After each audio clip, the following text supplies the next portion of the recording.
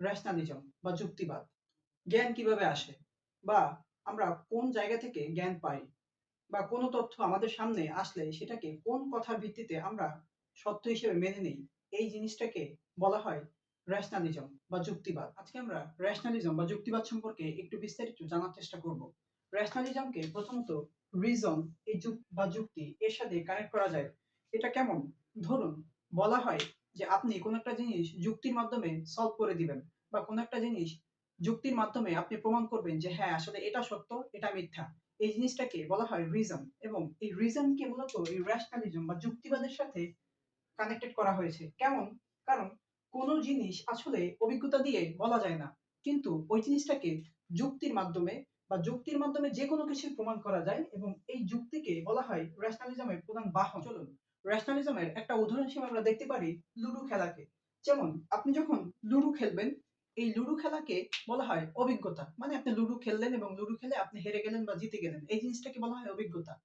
এবং পরবর্তী সময়ে আপনি যখন লুডো খেলবেন, তখন আপনি ওই প্রথমবারের অভিজ্ঞতা থেকে পরবর্তী সময়ে মানে আপনি যে কিভাবে আসলে যুক্তি প্রয়োগ করতে হবে বা কিভাবে রিজন প্রয়োগ করতে হবে, কিভাবে একটা জিনিস ছকটা কষলে আসলে বা কিভাবে একটা চাল দিলে আপনি ওই লুডো খেলায় জিততে পারবেন, এই জিনিসটাকে বলা হয় রিজন বা যুক্তি। এই খেলার নিয়মটাকে হলো রিজন বলা হয় বা যুক্তি। তার মানে আমরা ধরতে পারি লুডো খেলা এই জিনিসটাকে হলো অভিজ্ঞতা। মানে আপনি অভিজ্ঞতা অর্জন করতে পারছেন যতবার লুডো খেলবেন, এবং আপনি খেলতে খেলতে একটা সময় আপনি গিয়া যে লুডো খেলার নিয়মটা যে আয়ত্ত করছেন বা কিভাবে লুডো খেলতে হয় বা কি নিয়মে চাল দিলে আসলে আমি জিততে পারি, এই জিনিসটাকে বলা হয় রিজন।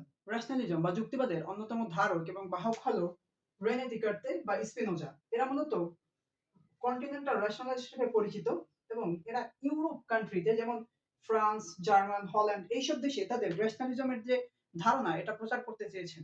এবং রেশনালিজম জিনিসটি ইম্পেরিসিস্ট বা অভিজ্ঞতাবাদের বিপরীত একটা জিনিস। যেমন ইম্পেরিসিস্টে বলা হয় যে আসলে মানুষ যে কোনো কাজের মাধ্যমে অভিজ্ঞতা অর্জন করতে পারে এবং এটা পরবর্তী সময় তার কাজে লাগতে পারে। কিন্তু রেশনালিস্টে এটা বলা হয় যে যেকোনো মানুষ অভিজ্ঞতা দিয়ে আসলে সবকিছু প্রমাণ করতে পারে না। আপনার যুক্তি প্রয়োগ করতে হবে, মানে রিজনকে প্রয়োগ করতে হবে। এখন আসি রেশনালিজম বা যুক্তিবাদ এই ধারণাটার উৎপত্তি কিভাবে হলো আসলে। ইউরোপে একটা যুদ্ধ হয়েছিল যেটার নাম হলো দ্য 30 ইয়ার ওয়ার, যেটা 1618 থেকে 1648 সাল পর্যন্ত হয়েছিল, যেটা মূলত প্রোটেস্ট্যান্ট এবং ক্যাথলিক এই দুই গ্রুপের মধ্যে হয়েছিল। যেটা কেমন হয় আমি যদি বলি, যে ওই সময়ে মানুষ বা তারা ধর্মকে বিক্রি করে চলাচল করতো বা ধর্মকে বিক্রি করে বা ধর্মকে তাদের প্রধান ধারক এবং বাহক হিসেবে মেনে নিত। সবকিছুর ঊর্ধ্বে কোনো কিছু যুক্তিকে তারা মেনটেন করতো না, তারা মূলত ধর্মকে সবকিছুর ঊর্ধ্বে হিসেবে মনে করতো। তো এই প্রোটেস্ট্যান্ট এবং ক্যাথলিক এদের মধ্যে এই যুদ্ধের কারণে যুদ্ধটা পরবর্তী কোনো একটা সময়ে রাজনৈতিক ফলাফলে রূপ নেয়। সেখানে টোটাল ইউরোপের 1/3 লোক মারা যায়। যে কারণে এবং এই প্রোটেস্ট্যান্ট এবং ক্যাথলিকদের মধ্যে যে 30 ইয়ার ওয়ার যুদ্ধ হয়, এই যুদ্ধটাই এই যে ন্যাশনালিজমের যে ধারক এবং বাহক রেনে দেকার্তে, ইনি এই যুদ্ধের অন্যতম একজন সৈনিক হিসেবে ছিল, এবং তিনি চিন্তা করলেন যে মানুষ আসলে মরে যাচ্ছে, মানুষ আসলে যুক্তির উপরে কোনো কিছু তো নাই। তখন তিনি একটা তার নিজের সিদ্ধান্ত দিয়ে বা তার নিজের চিন্তা দিয়ে এটা চিন্তা করলেন যে আসলে এতগুলো মানুষ মারা যাচ্ছে বা এতগুলো মানুষের জীবন নাশ হচ্ছে, কিন্তু আমরা আসলে যুক্তির বিরুদ্ধে তো কথা বলতে পারি না। সবকিছুর উপরে তো যুক্তি। তো এই জায়গা থেকেই রেনে দিকার্তে বা এরা এই যে লোকগুলো এরা মূলত এই রেশনালিজম নিয়ে চিন্তা ভাবনা করেছেন।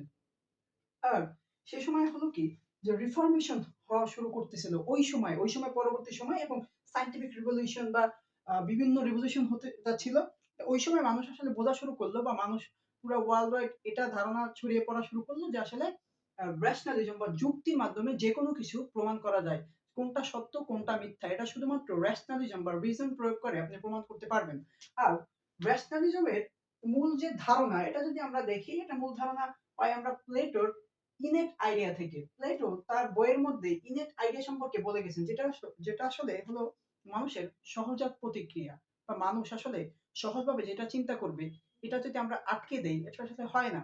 মানুষ যুক্তির মাধ্যমে চাইলে যেকোনো কিছুকে সত্য এবং যেকোনো কিছুকে মিথ্যা প্রমাণ করে দিতে পারে। এই জিনিসটাকে বলা হয় ইনেট আইডিয়া, এবং এই ধারণাটা দিয়েছেন প্লেটো। আর এই প্লেটোর ইনেট আইডিয়ার মূল বাস্তবিক রূপ হলো এই রেশনালিজম বা যুক্তিবাদ।